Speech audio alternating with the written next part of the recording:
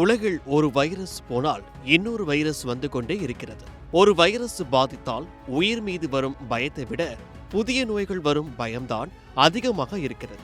Corona வைரஸின் தாக்கத்தில் இருந்தே இன்னும் மக்கள் எழாத நிலையில் தற்போது ஹண்டா வைரஸ் என்கின்ற நோயும் பரவ ஆரம்பித்ததாக தகவல் வெளியானது. இதனையடுத்து தற்போது எபோலா வைரஸ் பாதித்த பலரும் உயிரிழந்தது குறித்த தகவலும் பரவி வருகின்றது. எபோலா வைரஸ் என்பது வௌவால்கள், பிற வைரஸ் பாதிக்கப்பட்ட விலங்குகளிடமிருந்து மனிதர்களுக்கு பரவும் உயிருக்கு ஆபத்தை விளைவிக்கும் ஒரு அரிய தொற்றாகும். இந்த வைரஸால் பாதிக்கப்பட்ட மனிதர்கள் அல்லது விலங்குகளின் இரத்தம், உடல் திரவங்களான உமிழ்நீர், இரத்தம், வியர்வை உள்ளிட்டவையுடன் நேரடி தொடர்பு கொண்டால் இந்த நோய் தொற்றால் பாதிக்கப்படலாம்.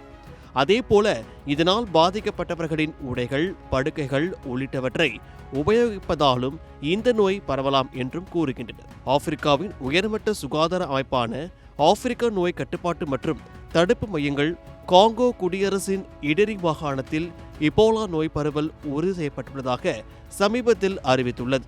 இபோலா வைரஸ் நோய் பாதிப்பு குறித்து காங்கோ, தெற்கு சூடான், உகாண்டா உள்ளிட்ட நாடுகளின் சேர்ந்த பிரதிநிதிகளுடன் அவசர கூட்டத்தை அந்த அமைப்பு கூட்டுவதாக தெரிவித்திருக்கிறது. இந்த கூட்டத்தில் எல்லை தாண்டிய ஒருங்கிணைப்பு, கண்காணிப்பு, நோய் தொற்று தடுப்பு மற்றும் கட்டுப்பாடு உள்ளிட்ட பல விஷயங்கள் பற்றி விவாதிக்கப்பட இருப்பதாக கூறப்படுகின்றது. காங்கோ குடியரசின் தேசிய உயிரியல் மருத்துவ ஆராய்ச்சி நிறுவனத்தின் முதற்கட்ட ஆய்வக முடிவுகளின்படி 20 மாதிரிகள் பரிசோதனைக்கு அனுப்பப்பட்டன. இதில் 13இல் எபோலா வைரஸ் கண்டறியப்பட்டுள்ளது என்று ஆப்பிரிக்காவின் சுகாதார மையம் தெரிவித்துள்ளது. இதில் 246 பேருக்கு எபோலா வைரஸ் நோய் இருப்பது சந்தேகமாக இருப்பதாகவும், இந்த நோய் பாதிப்பால் இதுவரை 65 பேர் வரை இறந்திருப்பதாகவும் தெரிவிக்கப்பட்டுள்ளது. ஆப்பிரிக்க நாடுகளில் கடந்த 50 வருடங்களில் பரவிய இந்த இபோலா நோய் பாதிப்பால் கிட்டத்தட்ட 50,000 உயிரிழப்புகள் ஏற்பட்டுள்ளதாக கூறப்படுகின்றது. கடந்த 1976ஆம் ஆண்டு முதல் காங்கோவில் எபோலா நோய் தொற்று பரவி வருகிறது.